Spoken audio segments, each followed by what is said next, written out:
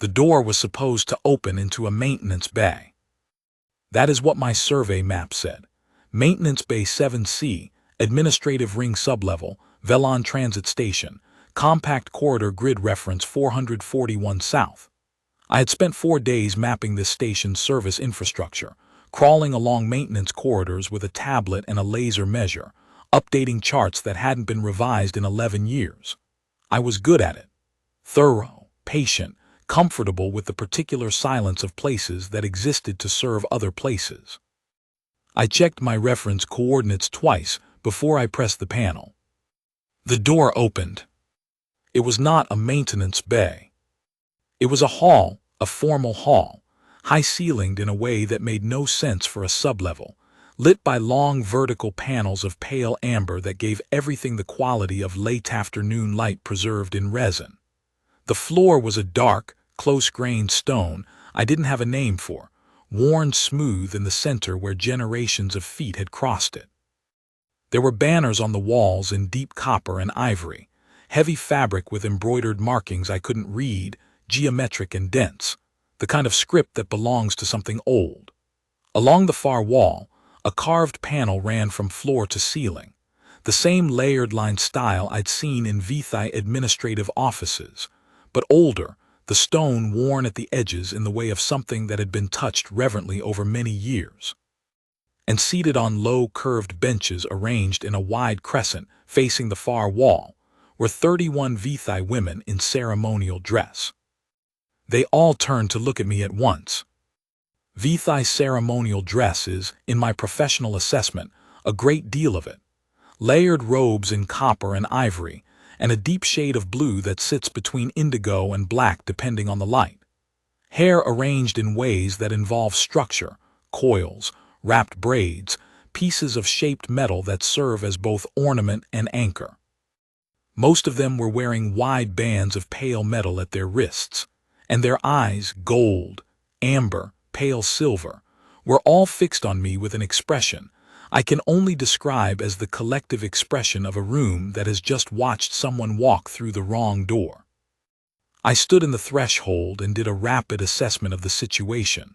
31 VTHI women, ceremonial context, an amber-lit hall I had no record of, the door behind me, which I could already feel was no longer responding to the panel. There was a woman at the far end of the crescent, standing rather than seated, positioned on a low dais in front of the carved panel. She was watching me the way the others were watching me, but her expression was a fraction different. The others were startled. She was interested. She had lavender-gray skin, dark copper hair coiled in the full formal arrangement, with 3 pieces of shaped metal that caught the amber light, and pale gold eyes that were conducting what felt like a rapid and rather thorough evaluation. I looked at my tablet. I looked at the door. I pressed the panel. The door did not open. I said the only reasonable thing, which was, "I think I have the wrong room." The woman on the dais said something in VTHI. One of the seated women, younger, her copper hair not yet coiled in the full formal arrangement, with the alert attentiveness of someone whose job is to be useful, translated without being asked. The senior archivist says that the door is sealed by rite protocol and cannot be opened from the inside until the rite of acknowledgement is formally concluded. A slight pause. She also says that the corridor map you are holding is 11 years out of date, and that Maintenance Bay 7C was converted to a rite hall during the last station renovation. The conversion is noted in the station's administrative register, which was updated at the time of renovation. I looked at my tablet again. The file stamp read 11 years and 3 months. I noted this. That explains some inconsistencies I was flagging, I said. The young translator looked at the woman on the dais. The woman on the dais said something else. The senior archivist also says that under the third compact of VTHI succession protocol, any non-VTHI male who crosses the threshold of an active bonding rite must remain within the hall until the matriarch-elect delivers the formal acknowledgement at the rite's conclusion. To leave before then would constitute a breach of succession continuity, and would legally invalidate the entire proceeding. She says this is not her preference, but is the ancient requirement of the protocol, which the station's legal counsel confirmed is still in force when the matriarchal succession was announced 4 months ago. I processed this information. "How long does the rite take?" I asked. The translator conferred with the senior archivist. "Approximately 6 hours. We are 40 minutes into the proceedings." I considered my options with the methodical care I applied to routing problems. The door was sealed. The rite was in force. The protocol was legally confirmed. There were 31 Vithai women in ceremonial dress, arranged in a crescent around a hall I had no right to be in, and a woman on a dais who had not stopped looking at me since I walked through the door, and whose expression had settled into something I found difficult to categorize precisely, but which belonged to the family of expressions that means. I would like to see how this develops. There was nothing I could do about any of those facts. The door was sealed. The rite was in force. I found an unoccupied space near the back wall, at a respectful distance from the crescent of benches where I clearly did not belong, clear of the sight lines between the dais and the center of the hall, so that I would not obstruct whatever proceedings were underway. I sat down cross-legged on the dark stone floor, opened my tablet to the administrative ring survey, and got back to work. The hall was quiet for a moment. Then, apparently, the rite resumed. Vithai bonding rites, I learned over the course of the next several hours, are largely procedural. There are readings from what the translator later described as the succession record, a formal document that names every matriarch in a given line going back to the founding of the rite, in this case 840 years.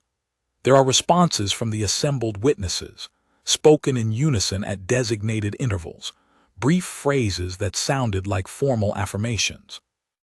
And there are long pauses during which nothing happens by design. The Vithai, the translator, explained quietly during one of these pauses, consider silence an active element of ceremony rather than the absence of it. The silence is not a gap between the meaningful parts. It is one of the meaningful parts. I respected this view. I am comfortable with silence. Corridor survey is not a noisy profession. During the first of these long silences, I updated 3 sections of the administrative ring map, corrected the orientation error I had been tracking since sublevel 4, and noted in the corridor grid that Maintenance Bay 7C had been converted to a ceremonial rite hall of uncertain square footage. I was estimating from the wall dimensions, which put it at approximately 220 square meters, considerably larger than any maintenance bay in this sublevel should have been, which explained why the routing in this section had always looked slightly off on the old map. I was noting the estimated dimensions and flagging the survey anomaly for formal reclassification when I became aware that the woman from the dais was now standing 2 meters in front of me. She had come down from the platform during the silence.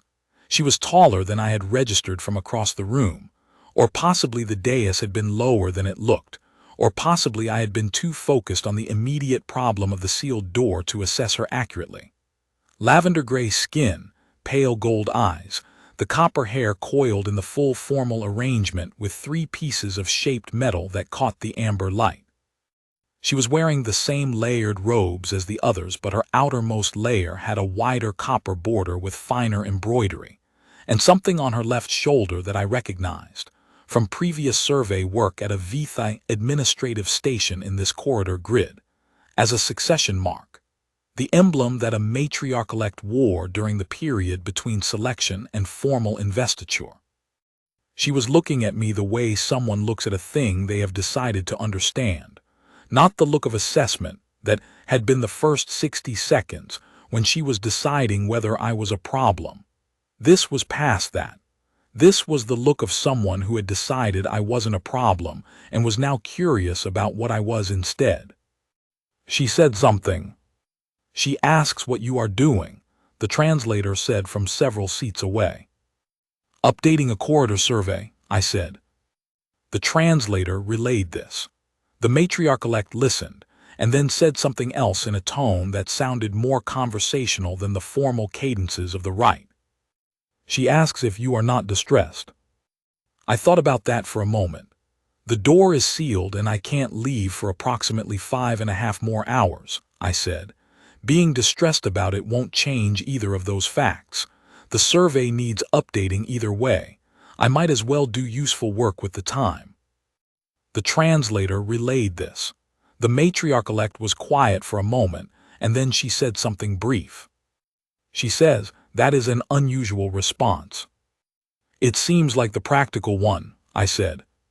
She looked at me for another moment, with that measuring attention, and then she went back to the dais without apparent hurry, as though she had confirmed something she needed to confirm and was now prepared to proceed. The rite continued. The readings resumed, the long formal cadences of the succession record, the call and response affirmations.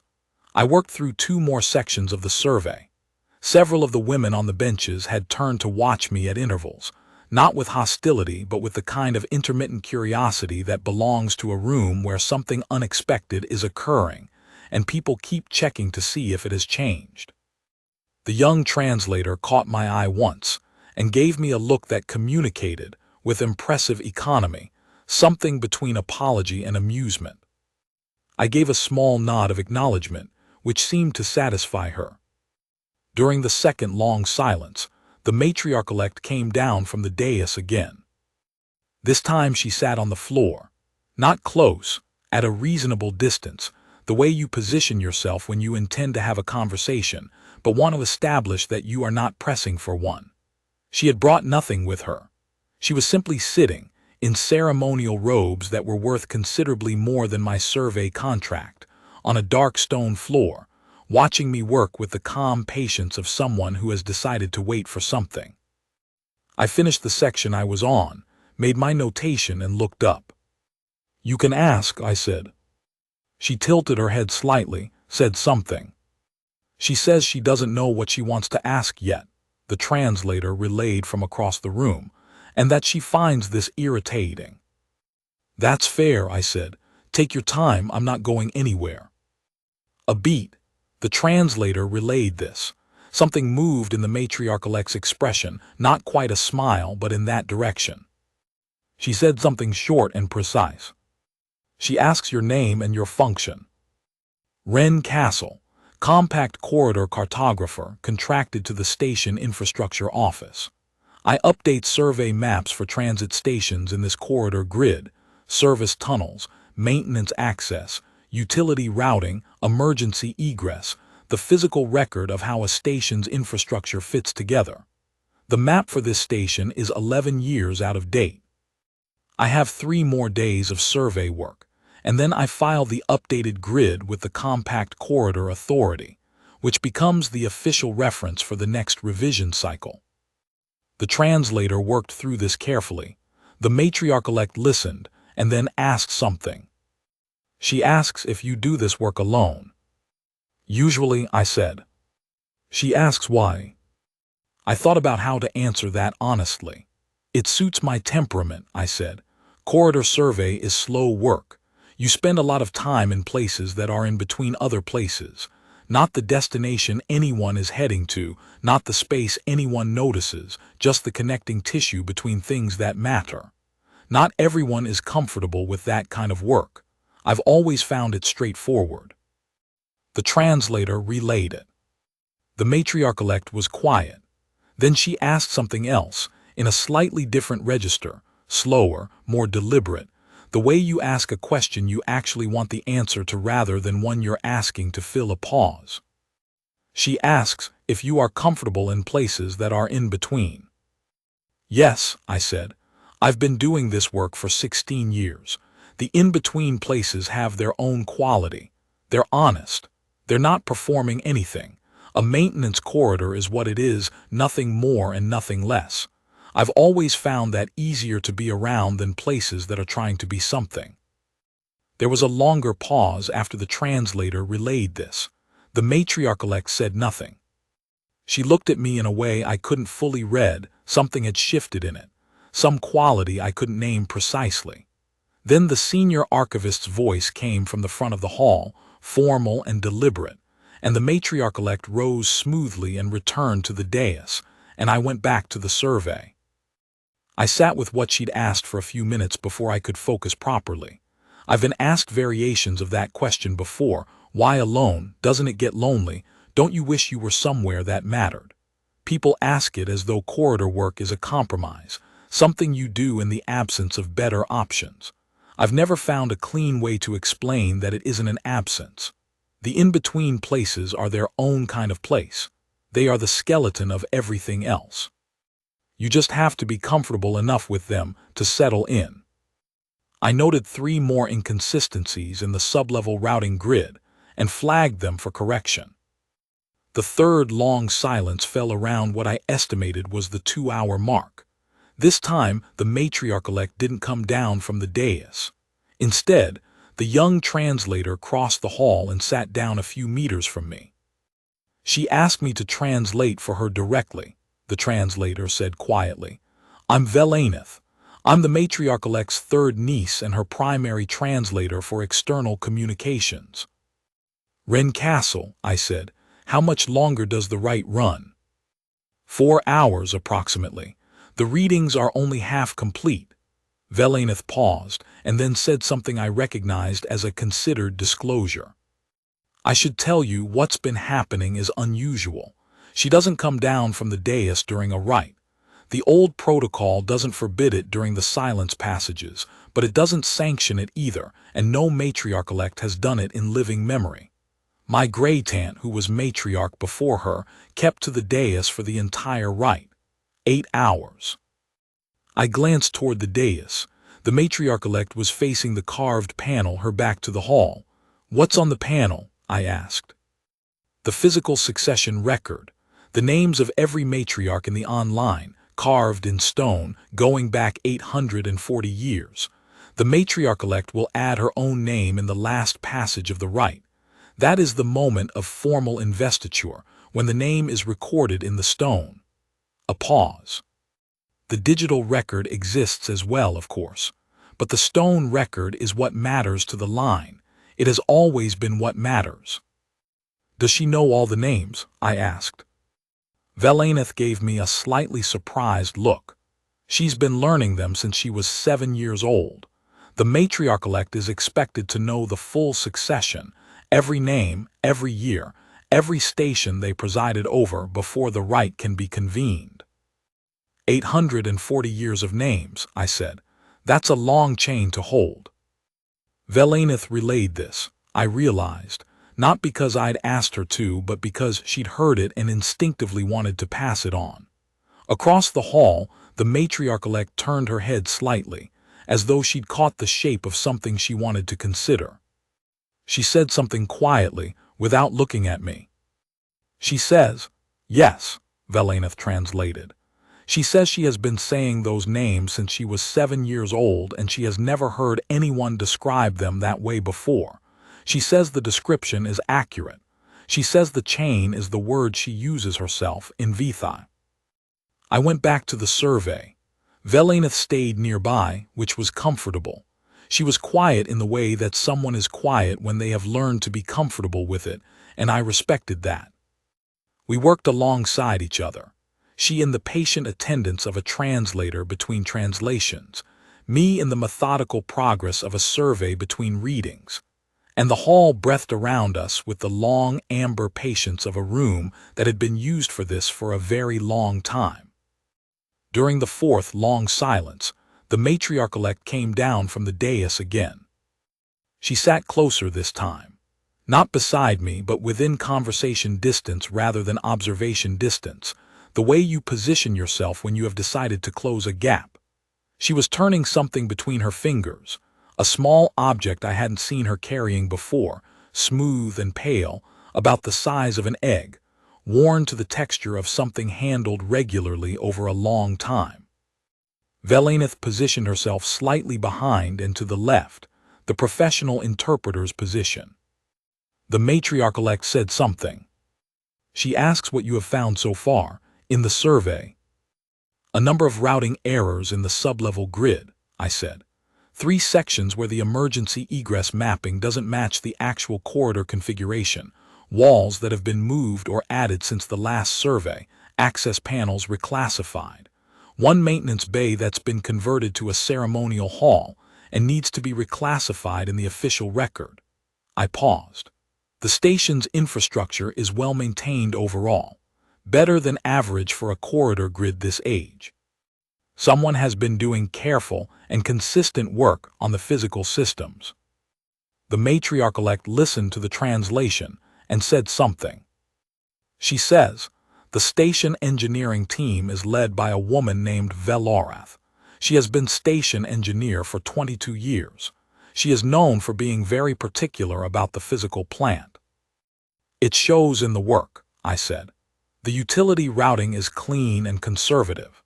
That's not easy to maintain over 22 years, especially on a transit station with this level of traffic loading. It means someone has been making careful decisions consistently over a long period, rather than making the easy decision in the moment and letting the problems accumulate.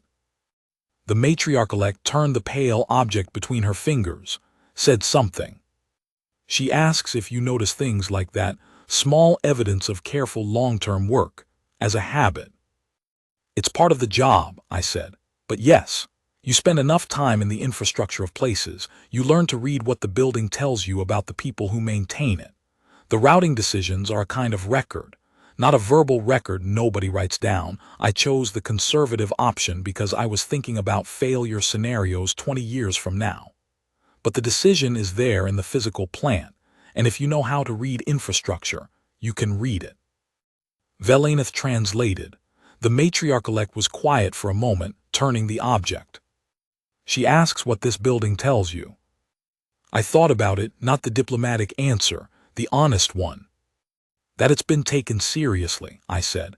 Not just kept operational, taken seriously as a thing worth caring for. The routing decisions in the lower sublevel are more conservative than they need to be. There are redundancies that weren't required by code. Whoever designed them was thinking about failure scenarios that might never occur, planning for the station 20 years past the current moment. That's not routine maintenance.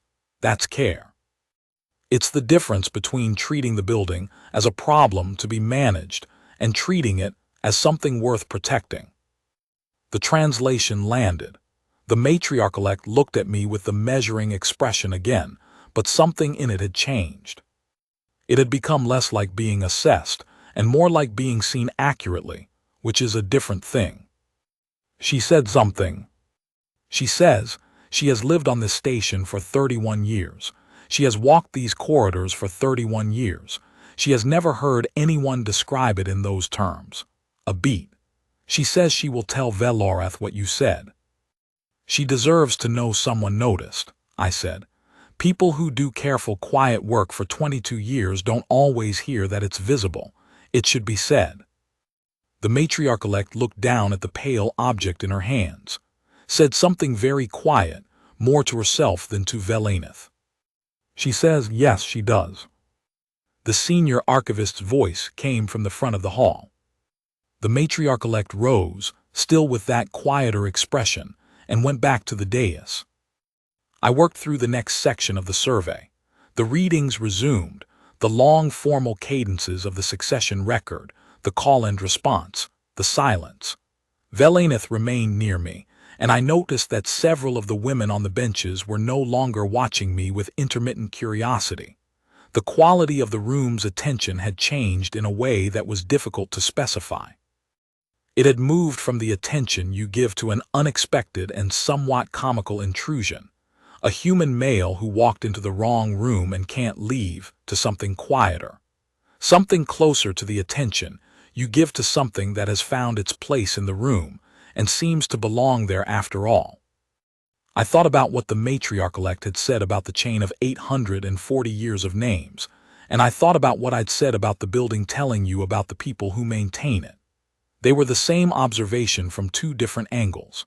A physical plant and a succession record were both the same kind of thing. The record of choices made over time, the accumulation of care across generations, the shape of what had been considered worth protecting. I made a note in the survey file that I didn't need for the official corridor grid. A note about what the sublevel routing said about the people who built and maintained this station, what it implied about their values and their timescale. It was not the kind of note that belonged in a professional survey. I left it in anyway. During the fifth long silence, the matriarch-elect did not come down from the dais. She spoke from the dais instead, addressing me directly across the hall. Velaneth translated phrase by phrase, quietly. She says, I have been told what to expect from a non-Vithai male who enters a bonding rite uninvited. I have been told he will demand to leave, or argue the protocol, or attempt to negotiate. I have been told he will be a disruption that must be managed until the rite is concluded and the door is unsealed. A pause. She says, I was prepared to manage a disruption. I was not prepared for a man who sat down on my floor and kept working. I listened. She says, I find I want to ask you something that is outside the protocol. She says she is aware that this is unusual. She asks it anyway. A pause. You have been in this hall for nearly 4 hours. You have not asked to leave again since the first minute. You have not made a claim on anyone's attention. You have not been disruptive. You have done your work with the same equanimity you would bring to any corridor. She asks, are you not bothered by this situation at all? I thought about it carefully before I answered, because it deserved a careful answer. I was inconvenienced, I said. The survey timeline is adjusted. I'll need to reconfigure tomorrow's work to account for the lost afternoon, which means a longer day in the northern sublevel. That is a real cost. I paused. But inconvenience and being bothered are different things. The door was sealed. The rite was in force. There was nothing I could do about either fact, so I did the thing I could do, which was the survey. Being distressed about the facts I couldn't change would have cost me the afternoon and produced nothing. Doing the work produced the work. Velaneth translated. The hall was quiet around the translation in a way that felt deliberate, the kind of quiet that is paying attention. The matriarch-elect said something. She says, that is the most Vithai thing a non-Vithai person has ever said to her. I considered how to receive that. I'll take it as a compliment. She says it was intended as one. The senior archivist's voice came again, longer this time, a different formal cadence, something that sounded like a threshold being crossed. Velaneth straightened slightly. The final hour is beginning, she said. The last readings of the succession record, then the acknowledgement. I saved the survey file and put the tablet down. It seemed right to do that. The survey was the work of the afternoon. Whatever this was, it was the work of the next hour. The final readings were different from the earlier ones. The call-and response was more complex, layered, with different voices taking different parts, a structure I didn't fully understand but could feel the architecture of. The senior archivist's voice carried the main line.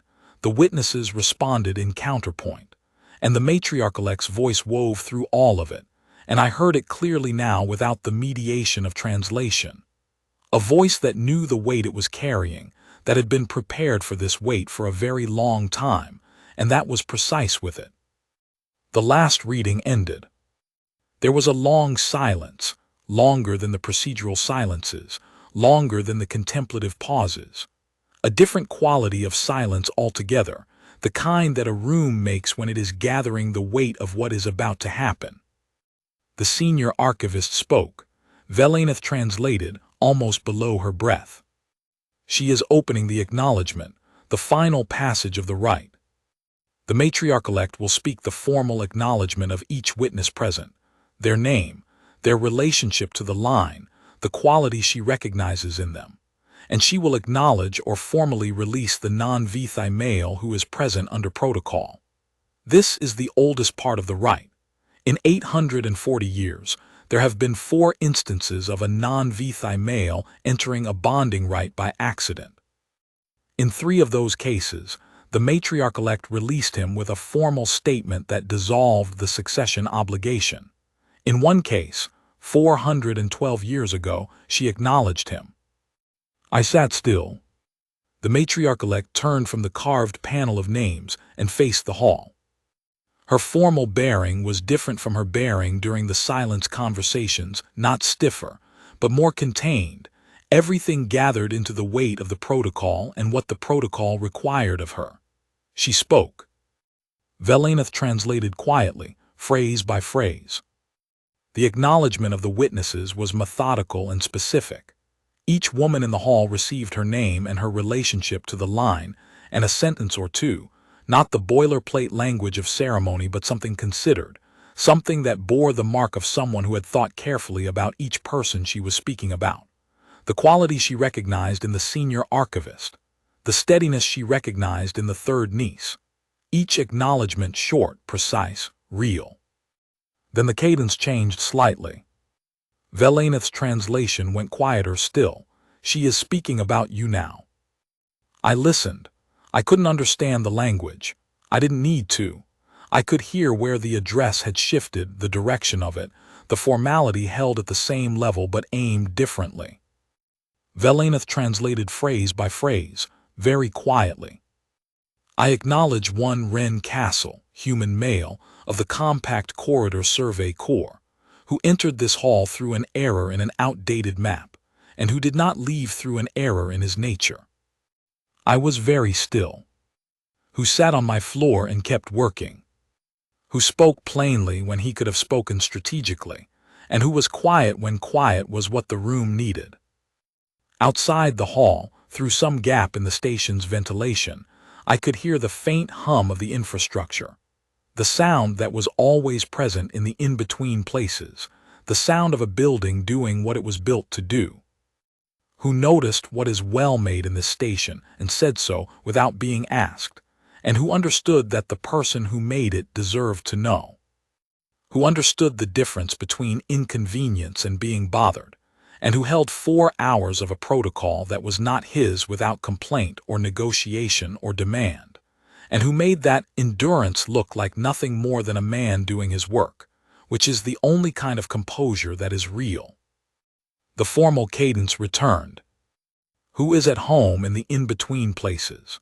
Who read this station's infrastructure and understood what care looks like when it has been applied consistently across many years? Who treated my floor and my hall and my rite as things worth being decent toward, which is the simplest form of dignity and the form that is most honestly meant? The matriarch-elect's voice was steady. It had been steady throughout. What had changed was a quality beneath the steadiness, something warmer, something that had moved over the course of an afternoon from formal attention to something less categorizable. I acknowledge him as witness to this succession, by the authority of the online and by my own name, in the full weight of the protocol that stands behind that name. Silence. Velaneth said nothing. She didn't need to. She was looking at the floor, and something about the set of her expression told me this was the 4th time in 840 years. The senior archivist spoke. Velaneth found her voice. The rite of acknowledgement is concluded. The on-succession is formally recorded. The door is unsealed. Behind me, I heard the faint mechanical release of the door panel. I sat for a moment longer. There was a feeling I was having that I didn't have a name for, and I didn't try to name it. It was in the neighborhood of being seen clearly and accurately from across a hall by someone who had looked carefully and used careful words, and the feeling was not what I would have expected. I had expected to feel like a curiosity, a procedural anomaly, the human who was in the wrong place and received a formal acknowledgement because the protocol required it. What I felt instead was specific. The acknowledgement had been specific. She had described something I recognized as myself. I picked up my tablet and stood. The hall was in motion around me, the witnesses rising from the crescent of benches, the senior archivist beginning the closing formalities, the amber panels unchanged. The matriarch-elect was at the carved panel, her back to the hall, and I understood she was adding her name, the last step, the moment of formal investiture, the newest link in the 840-year chain. I looked at Velanith. "Thank you," I said, "for translating. You're very good at it." She looked mildly surprised, and then pleased in the specific way of someone who has worked hard at something and had it recognized accurately rather than generically. "Thank you. I've been training for 6 years." "It shows," I said. "You hold the register very cleanly through the formal passages and the conversational ones both. The transitions are good. That's the hardest part of professional translation, the changes of register, and you handle them without marking the seam." She smiled, not the polite smile of someone receiving a compliment they didn't expect, but the real smile of someone who has been practicing something seriously for a long time and has just had something specific noticed. "I'll tell my instructor."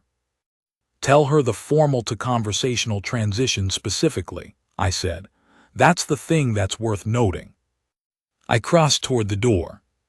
It was open now, the panel live again, a rectangle of ordinary corridor light, the working light of the in-between places, the only light I'd spent the last 4 days under. I was almost through it when I heard footsteps behind me, not hurried, not calling out, just arriving. I turned. The matriarch-elect was there.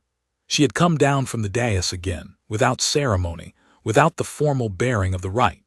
She had the copper succession mark on her shoulder, and the formal robes, and the 3 pieces of shaped metal in her hair, and she was simply standing in the doorway of her own hall with the pale gold eyes that had been conducting their quiet evaluation of me since the moment I walked through the wrong door. The evaluation had been going on for 4 hours. It had arrived somewhere. She was holding the pale object, the smooth pale thing she had been turning in her hands during the rite silences. She held it out, not to transfer it, not to give it to me, held it out in the way you hold something when you want someone to see it. It was a survey marker, a physical infrastructure marker, the old kind, used on station infrastructure before digital tagging became standard protocol. It was stamped with the Velon station seal and a date in the compact calendar that I could parse. 31 years ago, within 6 months of when the station's second charter was registered. Velanith's voice came from somewhere behind us, quietly, without being asked. She says she found this in the sub-level maintenance corridor when she was 7 years old. In the first year the station was open under the second charter. She says she has carried it since then, because she liked the idea of something small that recorded where it had been. I looked at the marker in her hand, then at her. "That is," I said, "a very good reason to keep something." She held it a moment longer, and then closed her hand around it and put it away. I understood she wasn't giving it to me. She was letting me see what she carried, letting me understand something about her that wasn't in the protocol or the succession record or the 840 years of names, something small and specific in hers. I reached into my survey kit. I pulled out what I had, which was a calibration tag, a flat piece of anodized aluminum the size of my thumbnail, the kind I attached to survey checkpoints throughout the station to give the digital mapping system a physical reference. Mine had my contractor identification on one side and the current corridor grid reference on the other, 441 South. This station, where I was working, where she had lived for 31 years. I held it out. She looked at it. She took it from my hand with the same precision she'd brought to everything else today, and she turned it in her fingers once, read both sides, and closed her hand around it. She said something. Velanith from well behind us now. She says, "Now there are 2 things that record where they have been." I stood in the threshold for a moment. The corridor behind me was the ordinary light of the in-between places, the light I had been working under for 4 days and would be working under for 3 more. The hall behind her was the amber preservation light of 840 years of names, now 1 name longer. "I have 3 more days of survey work on this station," I said. "The northern sublevel and the outer ring junction corridors.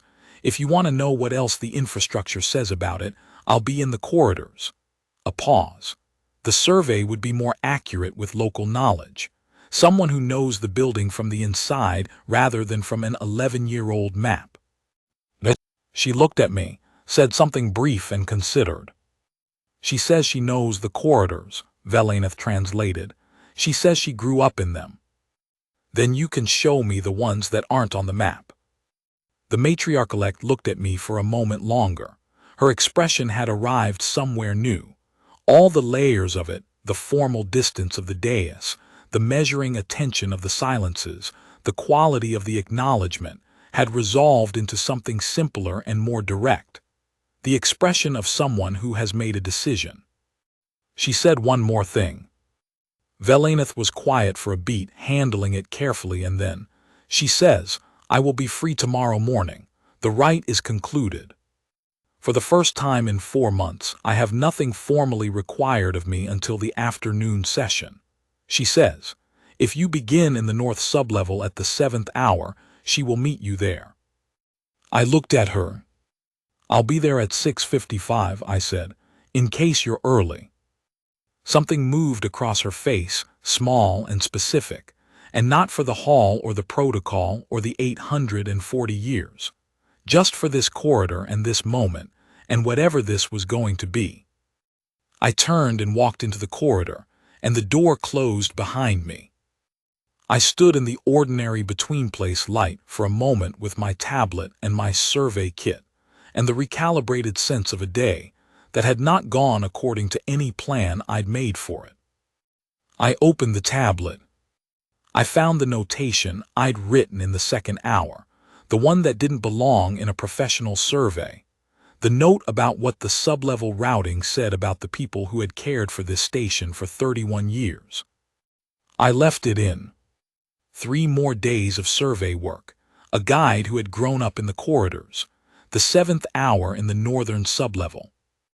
I walked back to my quarters and wrote up the day's notes and reconfigured tomorrow's schedule to account for the lost afternoon, and I did not think about the acknowledgement more than was reasonable, which is to say I thought about it the way you think about something that has settled into you, not obsessively, not with effort, just with the quiet awareness that something is there that wasn't there before.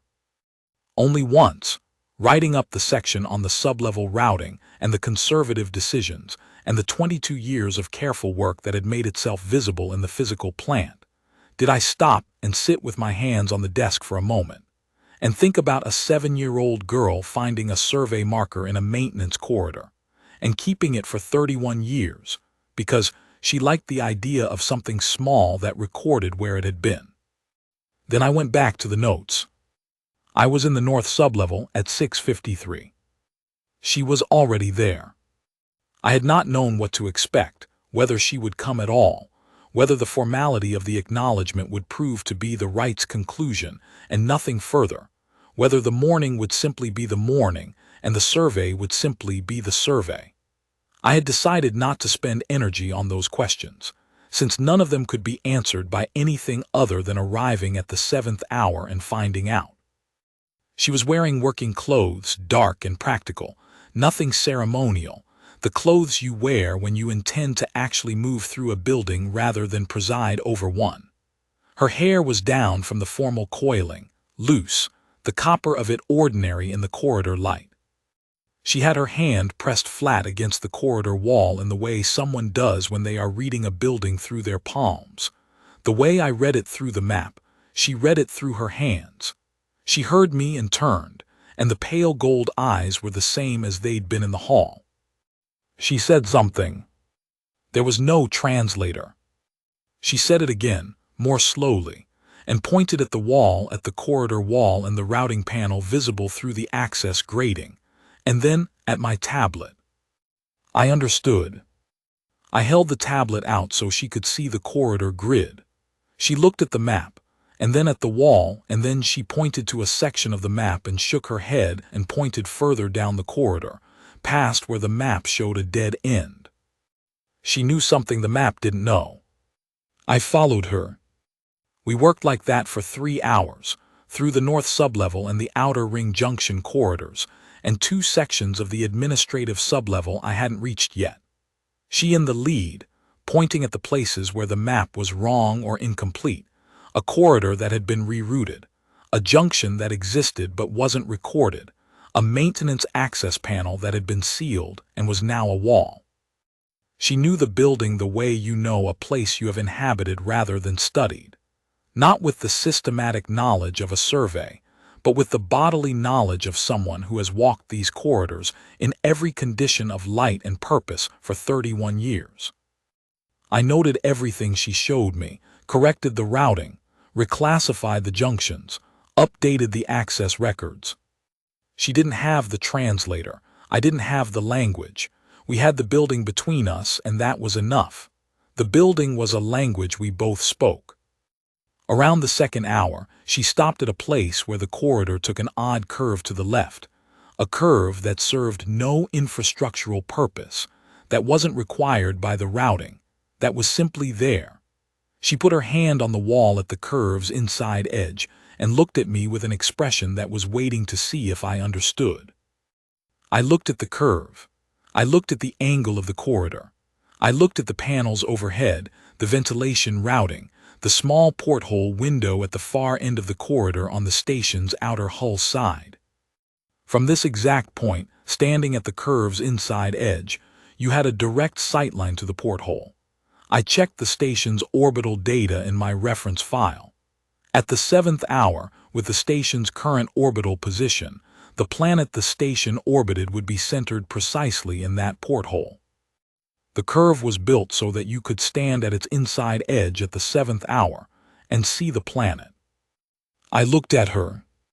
She nodded, and the expression on her face was the one that belongs to someone who has just been understood accurately, perhaps for the first time from someone coming from outside. The particular relief of being seen not because you explained yourself, but because someone read the evidence carefully.